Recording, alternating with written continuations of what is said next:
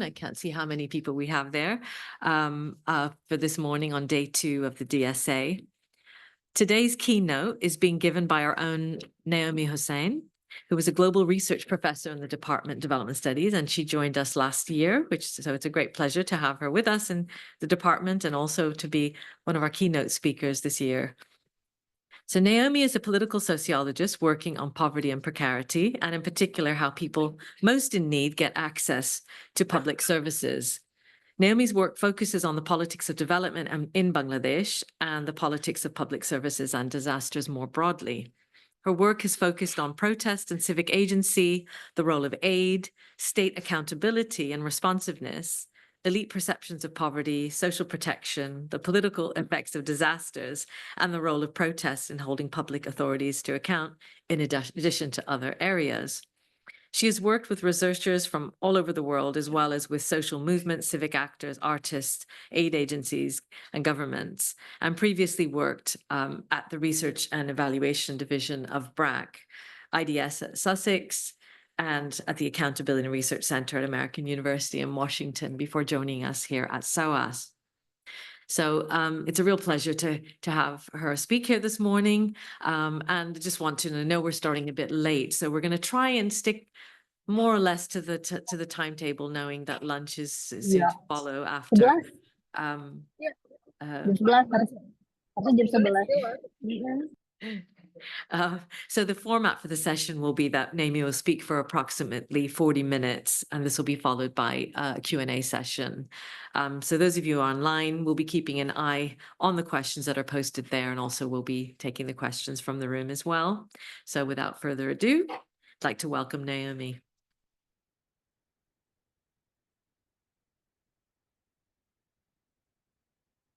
Thanks so much, Tej. Thank you so much, everyone, for your incredible patience.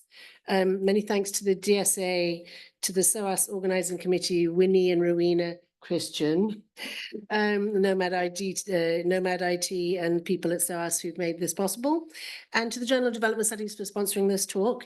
But I also wanted to thank Isma Firdaus, Mohammed Fazla, Rabbi Fatik, and the Dhakaiya Art Collective, because they let me share some of their wonderful pictures. And, you know, it's for me an enormous pleasure to be here. The DSA I always think of as my tribe. It's the only conference I go to regularly. I go when I'm not presenting a paper, just to see my old mates. So it's a great pleasure to be given a chance to witter on about Bangladesh at you for a number of minutes, because anyone who knows me knows that's exactly what I really like to do, is to talk about Bangladesh. I'm going to show you a lot of slides, and I'm going to, and if they, is that right? Mm-hmm. Yes. I am going to read a little bit because some of what I have to say has a bit of theory in it, and I find I'm better on the page than, you know, off the cuff. This is a talk about what it means for Bangladesh to be moving out of poverty, and specifically about what it means for its identity and place in the world. I will not talk about the economics of poverty or development. These issues have been very well rehearsed. I think there are about 4 books in the last year and a half which have explored the question of Bangladesh's surprising development success. And I reckon there's probably more than a few people in this room who have written their master's dissertation or their undergraduate thesis or their PhD or something on microfinance in Bangladesh. Come on, come on. Be honest, how many microfinance? Okay, yeah, I thought so. So my focus here is on framings and images, and I want to draw attention to how Bangladesh is known only for the extreme nature of its development challenge, including the climate crisis now. As a poor country with no geopolitical significance or natural resources, no important cultural, historical or religious status in the world, no real interest of foreign powers, Bangladesh has historically only ever stood out for its role as the world's laboratory for aid, a testing ground for experiments with capitalist development. And that role as the world's aid lab has depended on, harnessed and helped construct an image of Bangladeshis as what Giorgio Agamben calls bare life, as people so helplessly on the permanent verge of annihilation from the forces of nature or political violence or the global economy that they lack the power to govern themselves, were not sovereign people or rights-bearing individuals. Ideas and framings of Bangladeshis constituted a regime of power with materially adverse effects for Bangladeshi and Bangladeshis. But now, in the space afforded by a degree of prosperity and sufficiency, and often in the online world, we're beginning to hear and see new versions of Bangladeshiness which move us far from such old imaginaries. Bangladeshi soft power is still very soft. The old image has not been erased, at least not in the north. But we are now seeing in books, films, art, and cuisine a Bangladesh that is celebratory and funny, cosmopolitan, ironic, knowing, and very current.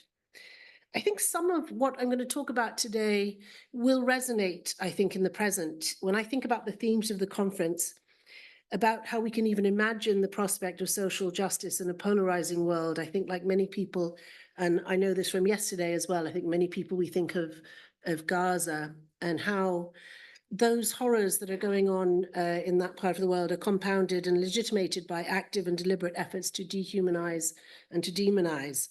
And I do wonder if social justice is even possible in a polarizing world that is marked by dehumanization and demonization of some groups of people by right-wing political actors and ideologies. There are so many reasons why this is deeply problematic. I'm not saying that if the people of Gaza were able to represent themselves better, that they would not therefore be subject to genocide. That's just naivete. But it is important for people like us, I think, to be alert to the signs and practices of dehumanization. In learning from its past effects, we should be able to change the way we think and work in development studies. I also wanted to give this talk. This is the only graph in the entire thing, just telling you now. My husband's an economist and he said, you can't talk about poverty and not have a graph. I'll put one graph. I wanted to give this talk because it allows me to share what I've been learning about interdisciplinarity in development studies, and in particular, the value of the arts and humanities in making sense of the development process. In this talk, and the book that this talk was supposed to have drawn from, but which has not yet been written. And this is a piece of advice for you all. Don't give talks on books you have not yet written. It's really not good. It didn't make me write the book. It made me spend a lot of time on a PowerPoint that nearly didn't get shown. So there we go. It's not only that these disciplines allow us to access ideas and feelings that even the most beautiful graph or table or social science paragraph cannot. The arts and humanities also help us to communicate more effectively to people whose primary ways of learning are not through words or numbers. They also provide ways of seeing and knowing that I think we're only really beginning to try in development studies. So this talk will actually be in 3 parts. So the next part is really about where we are now, current ideas and framings of Bangladesh, what it means to be Bangladeshi at a time when we are very slowly shedding the old identity as a poor country. And about the space for reimagining Bangladesh that wealth has created, particularly in the artistic domains. And then, in order to understand why these framings are so important, why these new framings are so significant for Bangladeshis, I'm going to take us to the past, to a time of Bangladesh's history in the early 70s, when Bangladeshis were seen, and pretty much without much pushback, as bare life, when Bangladesh was seen as an infeasibly impoverished Malthusian horror. People without civic or political capabilities or rights. And I want to, in that part of the talk, I'm going to highlight a few moments in Bangladeshi history which really indelibly created this image of Bangladesh as bare life. And then a little bit more briefly, I'm going to end with by bringing us back up to the present, and in fact, not to the present, but to look at what Bangladeshis are looking to for their future, how they're imagining their future, in particular through sci-fi, civic tech, and online art and entrepreneurialism, where we're seeing some very interesting, what have I done, new versions of Bangladesh emerging. Oh. So, wait, did I miss one? So, suffice it to say that Bangladesh is soon to move out of the ranks of the least developed countries, and is now, I think, officially a lower middle income country. Bangladesh is not a poor country anymore, at least not according to the facts. But it was only really that I started thinking about these things, about what it meant to not be poor anymore, when I took a trip with some old friends, very old friends. We've been friends since the 70s, since primary school. And they were all really successful in their professional lives.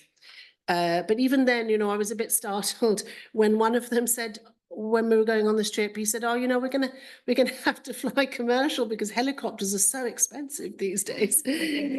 And then, and these are really old friends of mine, I should say. You know, I've known them since we were like 7. And another one started telling us about his classic car collection, which is why he was on Top Gear. And I was just like, this is just not my lifestyle at all. It was a real eye opener. But those were really not the most interesting things to me about, these were not the strongest evidence of wealth, really. What really struck me was we were visiting this house, the new house of the third of our friends. It's near Sylhet. It's a beautiful house. He built this house quite recently. I'm a terrible photographer, I know, but it is a beautiful house. Architecturally and socially a beautiful house, I would say. Contemporary Bangladeshi architecture. I don't know if you've heard of Marina Tabassum. There's some amazing architects. They're winning lots of awards right now. I think this architect is also to be found in the pages of glossy magazines. But this house was so sympathetically positioned and used its very modern materials to build a beautiful traditional style courtyard house. Everywhere you looked, there was beautiful, lush, varied planting and landscaping, and the design made the most of the monsoon rains and the vistas of rice fields and coconut palms. The sociological design of this house was as successful as the architectural, in my view. My friend commissioned the house with his 2 brothers as a base for their entire clan, and it fits very well into the larger homestead of the extended family and the local community. The clan gathers there and spends holidays together, walking in the nearby tea gardens, visiting the local sweet shops, the Mishti Dokan, swimming in the discreet swimming pool, watching the monsoon rains. We ate exquisite Sylheti food with lots of shakkara.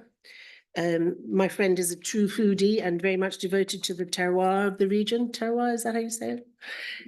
And I returned to Dhaka, not by helicopter, not by classic car, but all of us on the smelly old train, which was lovely, with a sense of lives being lived well in a way that wealth can but does not always enable.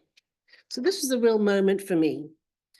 I have a little bit of an academic footnote for you here, which is, it is worth noting about this Bangladeshi elite, and it's the point I've been making for 25 years. It's not a very elite. The vast differences of wealth and distinctions seen in the feudal and caste societies elsewhere in South Asia have not been an important feature of class relations in Bangladesh. It was historically somewhat flatter in terms of wealth and income, also lacked very strict social distinctions. And so the Bangladeshi elite has tended to have more affinities with the masses, at least in the recent past, and to be closer in many respects to the classes over whom they rule than the elites of other countries. A lot of people find this really surprising and they don't believe me. Many people feel that it can't be true because they can see extremes of poverty when they go to Bangladesh on the streets of Dhaka. And the point about that, I think, is that poverty in Bangladesh is all around you. It's not like Sao Paulo or New York, where you have the rich in their penthouses and you have the poor out of sight. It's not like that at all. You can always see the poor. I have a very good American friend who's worked a lot in Bangladesh, knows Bangladesh really well. And when I said to her once about Bangladesh being less unequal than America, her jaw just dropped. She could not believe, how could this possibly be true? Of course, America is more equal than Bangladesh. America is, of course, one of the top 3 most unequal countries in the world in terms of wealth and income and so on. But it's not so visible if you're a middle or upper middle class person. So I suppose that counts as a graph too, doesn't it? Oh, well, okay. Well, okay, that really was the last graph. But it's not a very elite. And it's this relative proximity between the elite and the masses in Bangladesh is why it is only recently that the rich could live well, like my friend with his beautiful new house, without fear of disapproval. When I studied the Bangladeshi elite in the late 90s, many were concerned that, you know, there were far fewer rich people and they were far less rich in those days. They should not show off their wealth. They should spend their surplus on charity and, you know, some artistic endeavors if necessary. You shouldn't show off. But now it is okay, it is socially acceptable to be rich in Bangladesh and to live well, visibly. And I suppose that is because there are so many more rich people that it is less remarkable. The rich do not stand out. It is also perhaps because it's less callous to live well now than in the 1970s, when millions of your fellow citizens were perched precariously on the edge of survival. Unfortunately, I'm going to have to skip Prince Musa. That's a real shame, another time. But it is now for the first time acceptable for rich Bangladeshis to live these kinds of rich and beautiful lives, that there are now enough rich Bangladeshis for someone like my friend not to stand out. This sense that wealth is only acceptably enjoyed and displayed without undue guilt or fear of the pitchforks when others around you are not starving is a distinctly different concept of wealth to the uber-capitalist idea of the individual rich man who's free to enjoy his wealth free of moral considerations about sufferings of others. I lived for almost a decade in the US, which I think makes me an expert in everything about America, right? Like if I was American, lived in Bangladesh for 8 years, I would be the world expert. So I am the world expert on American culture. And I think most Americans would agree that while it might not be kind of the very rich to live lavishly while their fellow Americans are struggling, it would not exactly be wrong to do so. It's fine. It's okay. It's morally fine. I started reading some of the anthropology of wealth, very interesting stuff. Another sense of wealth that is more commonly found across cultures whose origins and ethical frameworks predate this full-blown hyper-individualistic capitalism, greed is good. There are other ideas about wealth, and these earlier and still important meanings of wealth are not limited to the accumulation of money or assets. They do link wealth with social well-being, healthy and productive social relations, and political power and sovereignty, the idea of the commonwealth. But this elegant house of my friends brought to mind other reflections on what becoming not poor had meant. I noticed that we were seeing a uniquely and markedly Bangladeshi sensibility in the new era of art festivals, literary festivals, cultural events that we're seeing in Bangladesh now. These are events that celebrate the unmistakably Bangladeshi cultural qualities, a pungent masala of people, place, and ecology fermented on the globalized margins of late capitalism. Like the house, these transcend people and place to take a position in the international order of artistic endeavor, unproblematically excellent, available to a cosmopolitan audience beyond its borders. The Samdani Foundation, I think Bangladeshis will know of the Samdani art people will know of the Samdani Art Foundation. They're doing a lot for Asian arts, particularly strong example of the ways in which Bangladeshi wealth is projecting new visions of Bangladeshiness into the world. And it's not only through genius or chance that the Bangladeshi art now reaches beyond its borders. This is strategy. This is a plan. There is here, I think, a confident assertion of intrinsic merit, regardless of who is looking, of as yet untold importance to the rest of the world. So 2023, the same time I went on the trip, the helicopter trip, not a helicopter trip, with my friends, we also went to the Dhaka Art Summit, which is run by the Samdani Art Foundation. And it was fascinating. It was really, I mean, there's artists from all over the world. What's his name? Anthony Gormley had an installation there. It was amazing. But it seems clear that if Bangladeshi voices now resonate abroad, it is not only for good reasons. Battered by climate catastrophe, global shocks, rapacious markets, Bangladesh has a history packed with the kinds of crises the rest of the world is now getting used to. Perhaps these stories resonate because in the north now we're understanding about floods and disaster and climate change and volatile economic markets and financial markets and so on. The theme of the Dhaka Art Summit in 2023 was Bonna, which is floods. And it showed work on themes of genocide, violence, floods, and corruption. This is a picture of Joy Debraja's Submerged Dream 8, which imagined the flooding of Chakma lands. Does anyone here know who the Chakma were? Ah, yes, you know. Please tell us.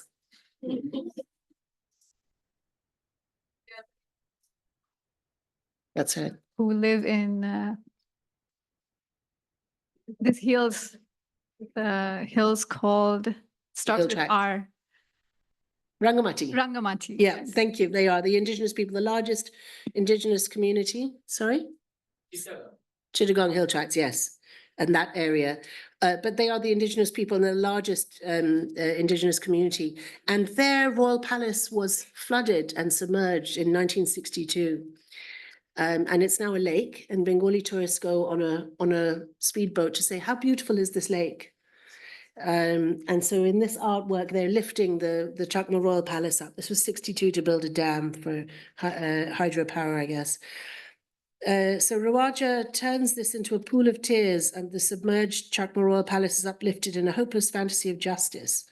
Dispossession and violence against Indigenous people are also part of the Bangladesh story, but so is erasure. Few people at the exhibition had even heard this terrible story. Can you imagine? People didn't even know the story. Some of the people I was with, my helicopter friend, they didn't know about this story. The Samdani Art Award that year was won by Muhammad Fazla Rabi Fatiq's Mirage, a photographic series of failed development projects that offered a sharp comment on the costly hubris of economic development. Half-built raw concrete structures stood abandoned in their green landscapes, ghosts of progress, bridges to nowhere, at once eerily reminiscent of classical ruins, and of the economistic calculus of development finance, disconnected from real life, but costing real lives in the debt incurred by Bangladeshi people. But while these are familiar stories of corruption and authoritarian forms of development that ultimately leave the majority worse, I just want to see how this looks. Does it look good? But there is other art now. Ismail Firdaus is a photojournalist I've done some work with on the Rana Plaza disaster and aftermath, and we're hoping to do more work on that. But he recently won the Leica Award for this amazing series. He's won multiple awards, but Leica is the most recent one, and it's for this. And I love the fact that it's for this very frothy series of pictures. Ismail Firdaus' Sea Beach series of portraits of holidaymakers in Cox's Bazar. Do you know what that means? Gently turns us away from the old imageries of bare and brutish lives. The saturated pinks and blues and yellows are the colours of a child's perfect day. Beach umbrellas and pony rides make it a familiar scene to the Western eye, but several elements disrupt this familiarity. The coordinated family outfits, the dressiness, the modest dressiness of folks on their day out, contrast with the unclothed sun worship you see on Western beaches. I absolutely love, this is my favorite. Look at her lip. Look at that. It's just astounding. So many stories in these pictures. There's so many, they're silly, they're funny. People are photographed in jeans, wearing garlands, in studied biker gear and diamante gowns. And I think that was a man, actually, the one in the diamante gown. Candy floss, balloons, holding hands, having fun. This is without a doubt my most favorite one. But if you happen to be in either New York, in the meatpacking district, or in France, actually, where is that? Does that give the details? In Paris, in the next few weeks, you can catch this exhibition, which has not yet come to London because British people are not interested in anything to do with Bangladesh. If the world is ready for images of a not poor Bangladesh, perhaps the artists equipped to craft these stories now have the space in which to do so, and yet the means of production of art have perhaps not changed all that much.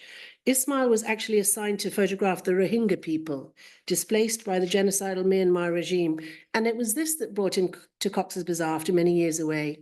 Brief detours from the grim assignments, reminded by his own nostalgia about family vacations as a child, let him uncover the frothy delights of sunlit days by the sea.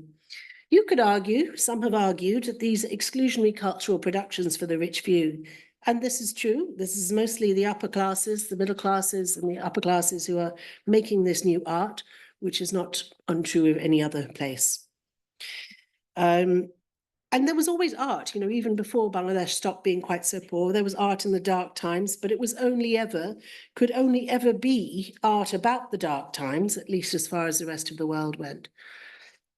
Some people query the need for Bangladesh to address external audiences, to tell Bangladeshi stories to the world, perhaps seeing in the need to tell such stories evidence of a continuing colonization of the mind, which can only value what is ours when it is approved by more powerful cultural authorities abroad. But I do think that if development had not generated a flourishing of the fine arts, I think it would be Bangladesh's international image would still be one of disaster and crisis only. And I think we need to tell new stories about ourselves in Bangladesh. I'm now going to move on to, this is really the big part of the talk, bare life. Depictions of Bangladeshiness are particularly important because of the depictions of bare life that dominated international images of Bangladesh. I've already said I'm drawing on philosopher Giorgio Agamben's concept to describe a people facing such acute deprivation that they lack the protection or mandate of sovereign law. The concept originates with the figure of Homo Sacer, the accursed man, a figure who was below or beyond the scope of the law, someone who could be killed, but whose death could not be seen as a sacrifice or a crime. Agamben explored the concept in relation to the victims of the Nazis in the concentration camps. Scholars of development such as Jenny Edkins have used the concept of bare life to explore the political subjectivities of refugees, victims of famine. The Bangladeshi scholar, I think he's a geographer, Hosna J. Shuli, has applied it to Bangladeshis affected by displacement and those Chitmahal. What is the word for that? Enclave. Enclave. Thank you. Enclaves. Exactly. Some really nice work Hosna Shuli has on that. I find the concept helps me make sense of the conditions of the early 1970s in Bangladesh when the newly minted state was unable to protect its people from death. So there are a few moments that really solidified this idea of Bangladesh's bare life. The first was the polar cyclone of 1970 that struck what was then East Pakistan. I'm going to really briefly take you through these historical moments, and there's loads written about them. I have written loads about them. There are academic articles and there are less academic articles that you can read if you're interested. The cyclone of 70 was the most devastating storm the world had ever seen, and maybe 500,000 people were killed. Nobody even knows. They didn't used to count people, well, not East Pakistanis in those days. Massive destruction. It was a really important moment. This is a quote from the journalist Sidney Scharnberg. The spectacular cyclone brought the world's lenses to East Pakistan or East Bengal. It revealed a place of great Malthusian horrors. There was a report by the CIA a little bit later. It was the first time they'd reported on Bangladesh to the US government, because of course, Bangladesh wasn't born until 1971. But they said it was just remarkable. They'd never seen such a concentration of poverty and deprivation and lack of natural resources. Like, they were almost, gobsmacked. They couldn't believe that such a place could exist. And the only reason they hadn't noticed it before was that it was part of a bigger and richer entity, which was either Pakistan or India. The geographer Mark Pelling has used the polar cyclone to theorize the politics of climate change adaptation, but otherwise it's relatively little known, I think, in the literature. More Sidney Scharnberg, some very important depictions of bare life there, but actually he does talk about the politics of the cyclone as well, the fact that West Pakistan failed to help. Some of the world's biggest aid NGOs, BRAC and Médecins Sans Frontières, got their start helping out in that disaster. So it was a pretty key moment in the history of aid and development. You've got to remember 1970, I mean, a lot of the news, TV news and other TV was black and white in those days. Like, it's not that long ago. But it was black and white, and yet it was this first time that these sorts of events were being seen on your TV and on your news coverage. The second moment really that cemented this image was in 71, 72, there was a war triggered, in fact, by, among other things, the callous response of the Pakistani authorities to the victims of the polar cyclone. Another story, there's a lot to be said about that. But there was a refugee crisis of really quite unimaginable proportions. About 10 million people, including millions of Hindus who were specifically targeted by the Pakistani army and its collaborators, were left displaced and starving, millions on the road to Calcutta. Again, the world's cameras showed up, and so did the world's poets and singers and musicians. There's a famous poem by Allen Ginsberg, September on Joshua Road. But there was also, of course, the Concert for Bangladesh. How many people here have actually heard of the Concert for Bangladesh? So everyone, so nobody under the age of like 30, I think. Okay, I don't know how old you are. You look about 30. Yeah, so it's not very well known now. Wow. So this is where Live Aid. Wait, who's heard of Live Aid? Who's heard of Live Aid? Okay, a bit more, yeah. Okay, wow, that's a long time ago, isn't it? Charity concerts, anyway. The concert for Bangladesh was, okay, wait, who's heard of George Harrison? The Beatles? The Beatles? Do you know, when I was young, I thought the Beatles were something special about Bangladesh, actually. I didn't realize that everyone knew the Beatles. I thought they were like, our band, they were our people. So it was a surprise to know that everyone knows the Beatles and George Harrison's super famous. But in 1971, he was very good friends with the Bengali classical musician Ravi Shankar, and the refugee crisis started. And Ravi Shankar said, he said to his friend George Harrison, let's have a concert. We'll raise $25,000 or whatever, and you know, we'll send it to the refugees. It was a terrible situation. Nobody was even saying the word Bangladesh at this point. And he wrote this song, which is, I think we can admit, a dreadful song, absolutely awful. But it was an amazing concert. They raised funds, and very importantly, they put the name Bangladesh on the agenda. It really was you know, it was the first time people were talking about Bangladesh in ordinary public discourse. It was a political act, but it was also an act of solidarity. It was the model for Live Aid, and so in that sense, another pioneering moment for development in aid. And it was also an epic moment in the history of celebrities in aid. Bob Dylan came out of retirement to perform, one of his early retirements anyway. And Ringo Starr and Eric Clapton were in the backup band. Oh, old people, we know these names, the rest of you don't know these names. But the images used in the song, We've Got to Relieve Bangladesh, lodged a particular vision of Bangladesh in Western minds. The Simpsons actually has 2 episodes in which versions of the concert for Bangladesh are played out. And I understand that is some kind of marker of cultural penetration. These images, anthropologist Nayanika Mukherjee has written very interesting work on this. They really cemented a view of Bangladesh as a place and people of utter dependence, utter helplessness, dependent on Western assistance. It was a really interesting moment, that concert. There's also one other thing, which I'm beginning to sound like that, you know, in Goodness Gracious Me, when the guy, anything to do with India's, I'm beginning to sound like that. Everything is to do with Bangladesh. Everything is. But actually, this book was actually written in response to the refugee crisis of 1971. Do people know this book by Peter Singer?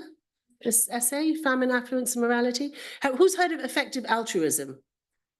Okay, so this is the founding text of the effective altruism movement. This was written in response to the refugee crisis. So that movement is followed by Bill Gates, Sam Bankman-Fried, now in jail. I guess he's not following it anymore. And I think it's a philosophy that erases any historical responsibility of the affluent for the poverty or desperation of other societies, and it moralizes the vast power granted to tech billionaires and their ilk to decide how people in poverty and crisis should live. It is the perfect moral creed for late global tech-driven capitalism, and it too was prompted by a perception of the bare lives of Bangladeshis. Another infamous moment, this is the last of my moments, another infamous moment in which Bangladeshis were lastingly depicted as bare life was in the throwaway comment by Henry Kissinger. Who's heard of Henry Kissinger? Okay, yes, thank you. At the time, National Security Advisor to the Nixon regime, later Secretary of State, and he said that Bangladesh would not be our basket case. This is quite a famous exchange, and Bangladeshis all know this. They all misquote it horribly, but anyway, this is the actual text, what was actually said. I've highlighted the key part. I think, like President Trump's more recent use of shithole, this label is a crude foreign policy précis. These are people and places of no value to us and our interests, and for whom we should expend little effort. And I think there's a few things. This was a big meeting. This is an important meeting that this was said. And I think there's several points about this exchange. This is 1971 still, that are of interest. The statement was made during a high-level cross-governmental meeting. These were important people. Their views mattered, and their views stand on public record as insights into decision-making that had profound human and historical consequences. This powerful policy space explicitly considered the possibility of famine as a factor in their decision-making, almost 3 years before a full-scale famine did, in fact, occur in Bangladesh. This was a live possibility in the minds of American policymakers, and they had time to think of how to respond. The statement that Bangladesh was not necessarily our basket case speaks of a willingness to jettison humanitarian responsibilities towards that country, to treat the whole country as bare life, in effect. So I think when he talked about famine in that basket case, most people focus on the basket case bit. I focus on the bit when he's saying we're not going to help if there's a famine, because in 1974. I think Amartya Sen has written the really famous piece about this. There was a massive famine in Bangladesh after massive floods. And the US withheld food aid to Bangladesh in 1974, officially on grounds that trade with Cuba made it ineligible for US food aid under Public Law 480. By the way, if anyone ever wants to do a PhD on this, please send them my way. I'd really like to supervise PhDs in this area. By the time US food aid finally arrived, the peak of the famine had passed. In the exchange I just showed you, Kissinger seems to have unseemly alacrity to think about what our policy will be. Aid in the 1970s served brutal foreign policy ends, even though it professed humanitarian aims and altruism. This included coercing Bangladesh into an early and protracted dependence on external aid, driving it into more open and frequently exploitative global markets. 1.5 million Bangladeshis, 2% of the population of the time, died in the 1974 famine. I don't think people really know much about the 1974 famine. There remains much to be understood and researched about the US response. Why did they deliberately withhold aid to starving Bangladeshis? If so, why? A popular theory that was doing the rounds of Washington, DC policy circles in the early 1970s was that of triage theory, which argued that US food aid was stupidly generous, US food aid policy was stupidly generous and needed to triage those who needed help so as to teach some countries a lesson. So they would shift to green revolution technology, stop having so many brown and black babies and stop needing food aid. And there are some reason to believe that this theory was actually doing the rounds in the circles that made food aid policies that affected Bangladesh. There's a similar theory, Lifeboat Ethics by Garrett Hardin. I don't know if these theories, which I still see traces of in public policy talk. I don't know if people know where they come from, like the lifeboat ethics, you know, it could come straight out of the mouth of Donald Trump or indeed some of our own rulers here.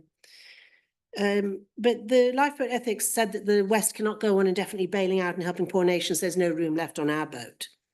And I think this should all be familiar to anyone who's paying attention to the ideologies of the rising groups of white supremacists discussing great replacement theory, among other racist zombie theories. This is a racist, Alex Dewell uses this language of zombie theories to describe theories about overpopulation as a cause of hunger and famine, and the fact that despite all the evidence against such theories, they are unkillable. They keep being killed and they come back to life.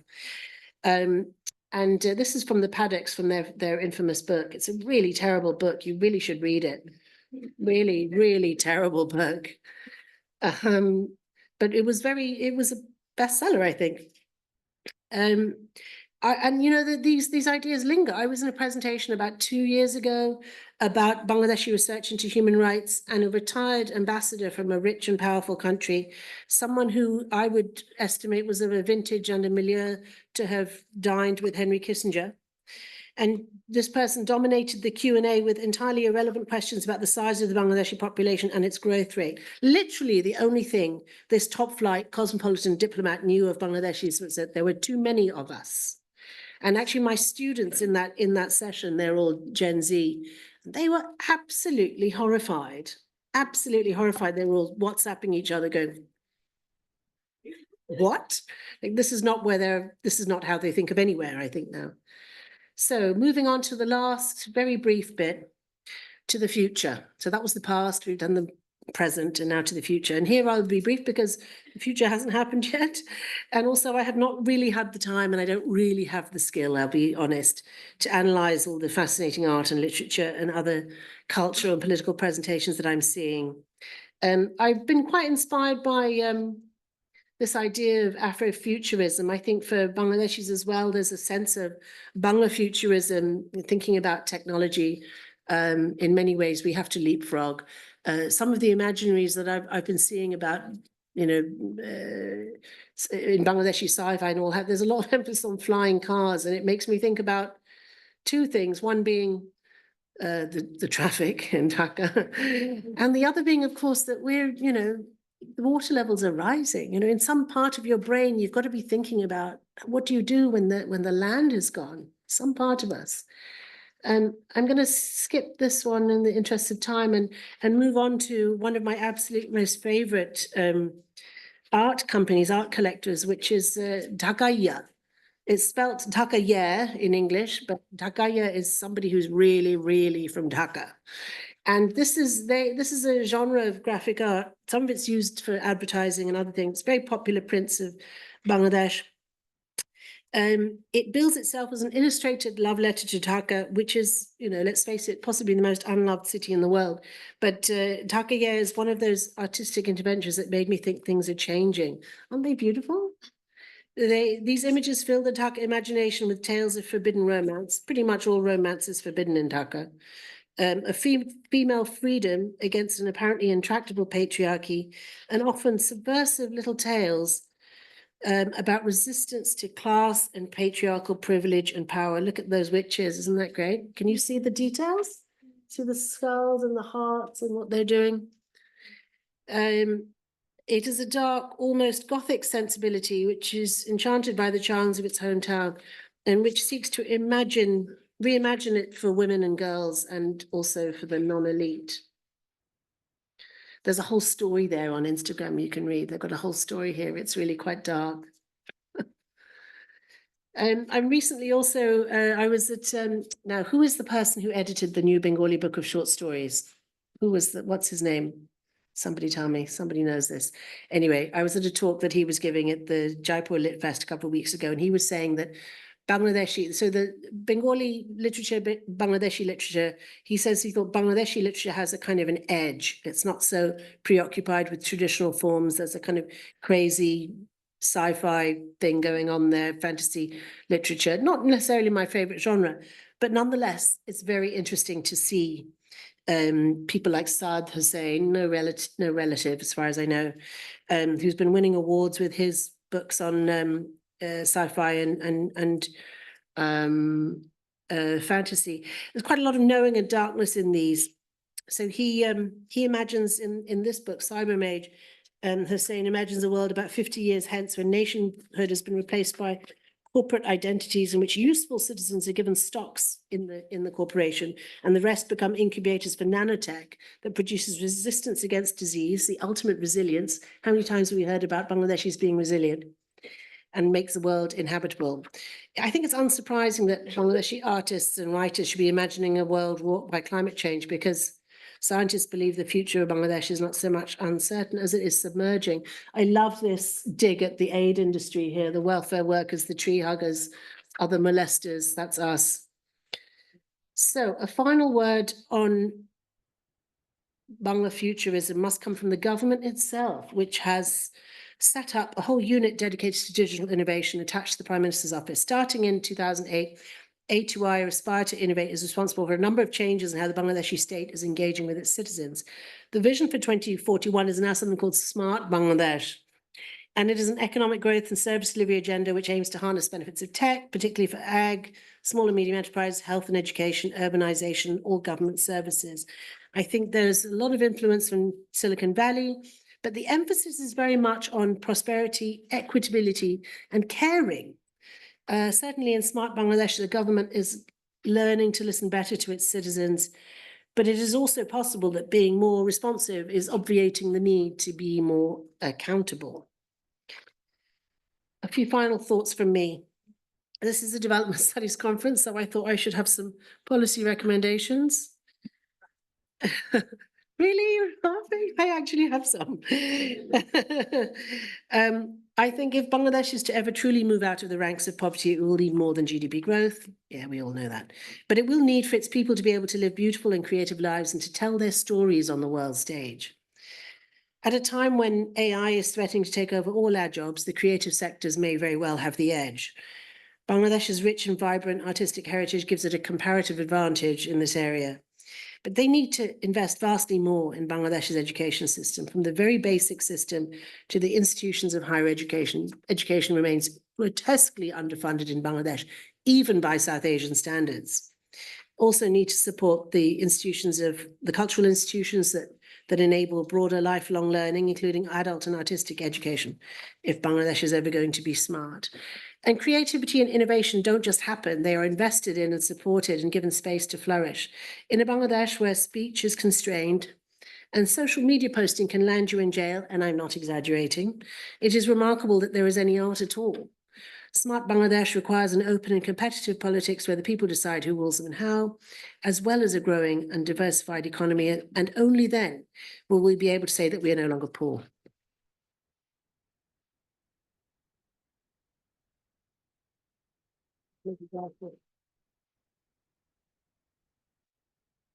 "39 minutes, 59 seconds." Thank you, Naomi.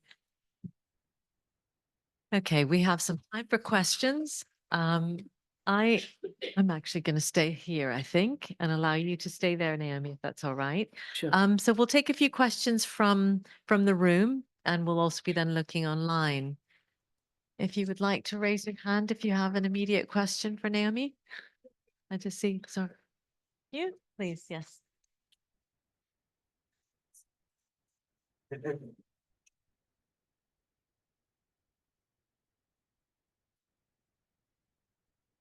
Hello, amazing talk. I'm an architect myself, so I was really surprised about the tone that your talk acquired. I'm also from Latin America, and what you said was reflecting on when you were talking about the comparison of inequality between Bangladesh and the United States. And something that we know in Latin America, and especially in South America, is that one thing is income inequality, and the other thing is segregation, territorial segregation. I was wondering what you think about the immediate evolution of the level of segregation. What you were talking was basically no or low segregation. But in Latin America, we have cases when we, even with the same level of inequality, people can live closer or further away. So, but in the places where we have more segregation, at some point, one group decided that one wanted to be further away, or to push some of the people that were living close to them to other places, basically through military dictatorships. So I don't know what you think that maybe where are the energies going now that more wealth is present? I mean, I can answer that immediately. There's more talk of and more effort to invest in gated communities now in Dhaka city. But you know, the land is very densely populated, it's very small. It's still some way before that segregation is really a real thing. It's not only physical, it's social as well. Everyone, if you're middle class or well off, you will have relatives who are not so well off. So you have these kind of social ties that are very, I think, remain relatively strong, but are definitely weakening, I would say.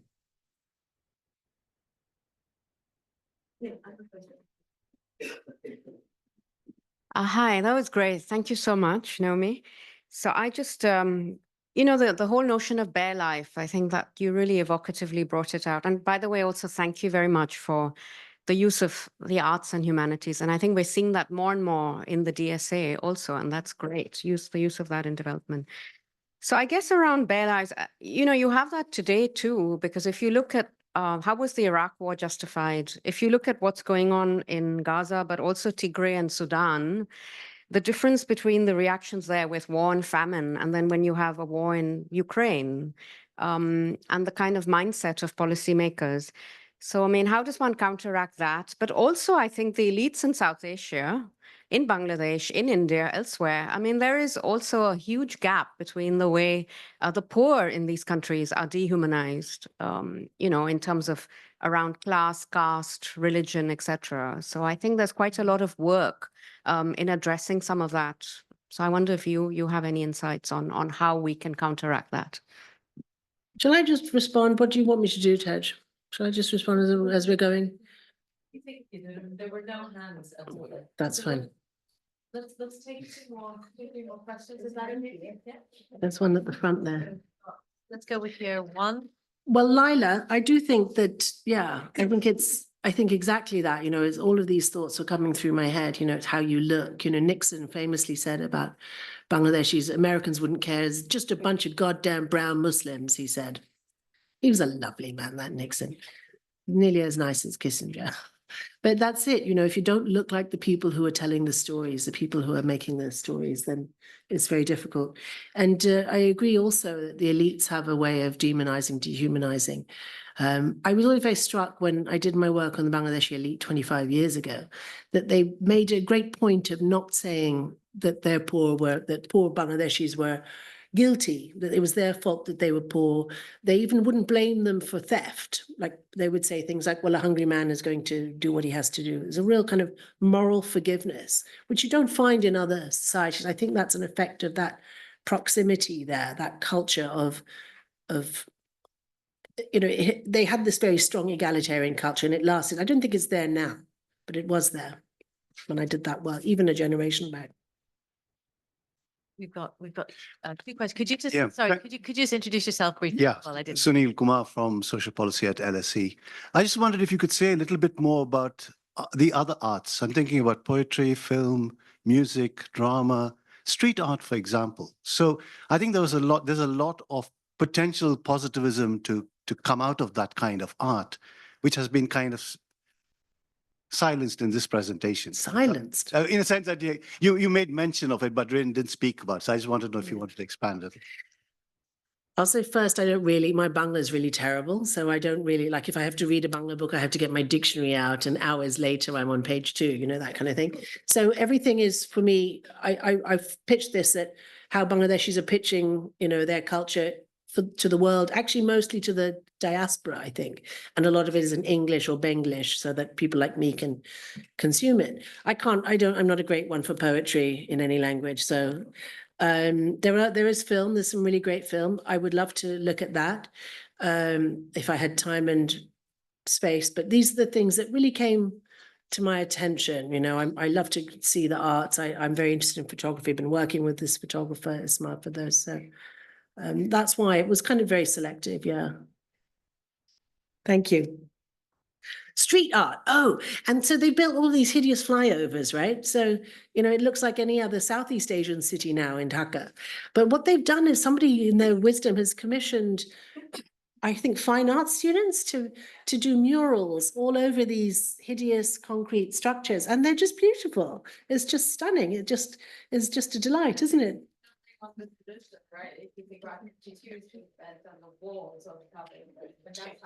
Yeah, exactly. So it's all they're using this, you know, street art has become, you know, municipal art, public art. The question is whether it is political or depolitical in that sense, because some of the street art can be quite political. Street art is always political. Always. I will look into this. I will think about this a bit more. I think it's a very good point. Thank you. All right, shall I go for it? Hi, I'm Portia Roloffs, King's College London. Really fascinating presentation. Oh, there you are. Sorry, I was looking for you everywhere. Hi, Portia.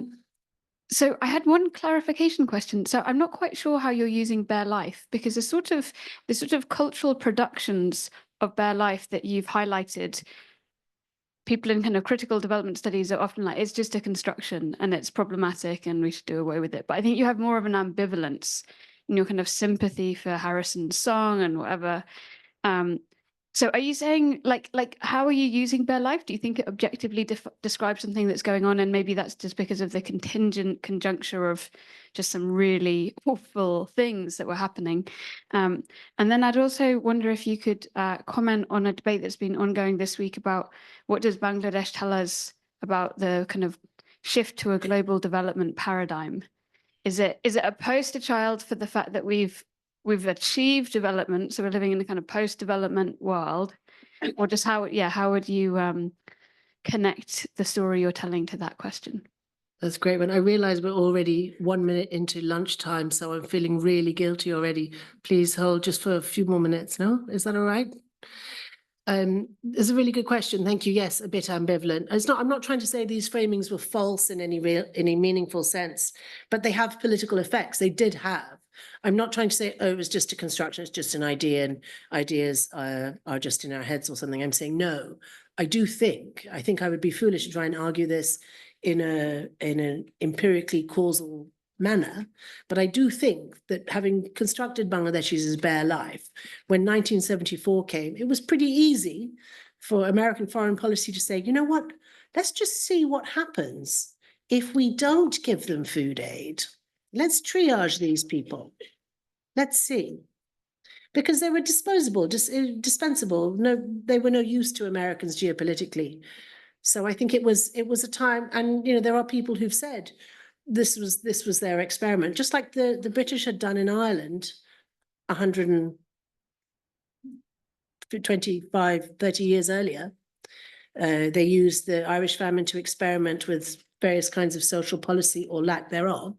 I think perhaps that's what was going on in 1974 with American, but you know, only in the sense that they didn't really care. There was a good excuse for not giving aid, so we may as well see what happens. And that's what happened. Okay, we have, I think it looks like 2 more questions, one here and one over. Thank you, Professor Singh. That was such a wonderful talk. As much as I've enjoyed watching all the contemporary art and I'm following all the accounts on Instagram, I should mention I'm Mirna Guha and I'm in sociology at Anglia Ruskin University. I'm from Kolkata and I've worked in Bangladesh for some years within the NGO sector. And you know, as much as you talk about the need to invest in art to move beyond being poor, in quotes, I'm also thinking about how literature festivals and art festivals reproduce class inequalities. And you know, thinking of what the first speaker said, often these spaces become spaces of segregation. And I remember a particular visit I made to Dhaka for work, where we were working with street children who are vulnerable to abuse and violence. There was a concerted effort to take them to an art exhibition to enrich their minds. And there was so many complications in trying to get permission to have these young people access these spaces, which were fiercely guarded. So they were seen as spaces where only certain consumers could come in. And that continues. And I see that in Kolkata, and I see that in places like Dhaka as well. And also these spaces, even though they do cater to the diasporic imagination, I think there are interesting tensions in the way diaspora kids consume and participate in these spaces, because diaspora kids don't necessarily come from the elite, particularly, you know, Bangladeshi young people. And so a lot of my friends from the UK who visited Dhaka and been to these spaces, the display of almost Savarna-like caste performance in these spaces is something that's disturbed them. And as soon as they've said, oh, I'm from Luton or I'm from, you know, Bradford, that's led to a certain kind of behavior. So I was just thinking of, you know, could you reflect on this in the role of art in like reproducing kind of inequalities? Just dream questions as far as I'm concerned. Thank you. Yes, I think fascinating. You know, art philanthropy, of course, is clearly important in elite construction, the construction of elite identities and elite practices. And we're seeing that. And it's not just art philanthropy, it's other kinds of philanthropy as well, the creation of habitus of taste and so on. But philanthropy is emerging in a very interesting way in creating this us and them sort of this quite strong us and them division, I think. But you said something else about, there was something very interesting you just said. Oh yes, about the fact that the diaspora is not itself very elite. And I think this is very important. So, you know, Bangladeshis travel around the world, mostly not because they're posh kids going off to college, but mostly because they're going off to work in quite basic, relatively low-skilled industries. So Bangladeshis are cosmopolitan but proletarian. And this is a very interesting thing when you think about what kinds of reflections they will have of the North, of the experience of being in the West, experience of being in other countries as well. It's a very, so I have hopes that some of the art that we will start to see reflected in here will reflect that cosmopolitan proletarian perspective. I haven't seen it yet, but I'm probably not looking at the films and things, which I think are where those are. You know, I think in Italy, for instance, there's been some really interesting Italian films, I think, about Bangladeshis, which I haven't seen yet. Anyway, yes, we can keep going on. Talk to you later. Hi, my name is Valera Saenko. I'm from Scuola Normale Superiore. I just finished my PhD, and I have a question about the initial part of your presentation, and somewhat connected to the previous question, to be honest, is, or some of other questions actually, but don't you think that specifically what you mentioned, that the more more richer parts, at least the upper middle class and or richer parts of society are the ones creating art.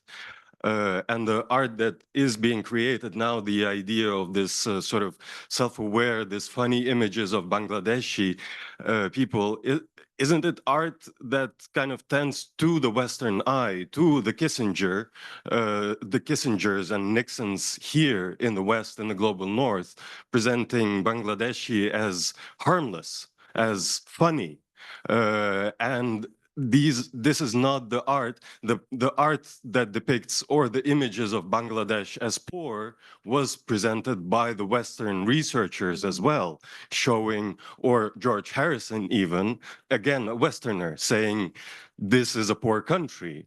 And we need more art from Bangladesh by the poor, because otherwise then we will have this idea, not the idea, but then again, this segregation, separation, class separation will be further recreated.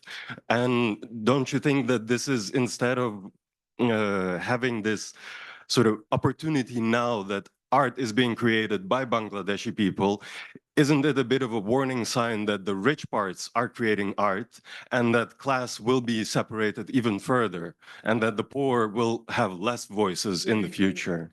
Well, congratulations on your PhD. That's wonderful. And thank you for that. Yes, I think those are really interesting questions. I do think, though, that if we can only allow art when it's entirely democratic and when people from all classes equally participate, we're going to have a lot less art. I think we all know that the space for creative, like academic, let's face it, endeavors are greatly enabled by a nice fat cushion of wealth, right? There is a lot of folk art now being elitized, commercialized, brought into the sector, brought into the imagination. I think it's very interesting. I posted on Twitter, I'm a lot on Twitter, I'm afraid, about these cricket bats the other day, cricket bats covered in rickshaw art or truck art, I think you would say in Pakistan. So one of my favorite things is rickshaw art, but everything now is covered in rickshaw art. So we've gone folk art and turned it into this elite kind of household accessory. It's everywhere now. It's done. I think it's finished. But I think that yes, it will create divisions. I think that we have the barest of investment in public schools in Bangladesh, the barest of investment in the universities and in the cultural institutions. I think one of the things about not being poor is that they must spend more money on this stuff. You know, the government of Bangladesh has recently decided that they're going to be Finland in education terms. And it's like, I'm not seeing it yet, you know, the money is not where the mouth is. They have these aspirations, but really to get to that stage, they have to be a lot more democratic, where they're spending a lot more pro-poor. I don't think any of this stuff is meant to persuade Henry Kissinger or any Americans. Americans are not interested. I don't think many people in Britain are. These are really for domestic consumption. It's in Bangla. It's not. It's very much about us. It's projecting to the world, but it's about what we think and we feel. I think that's important. Thank you. Thank you, Naomi.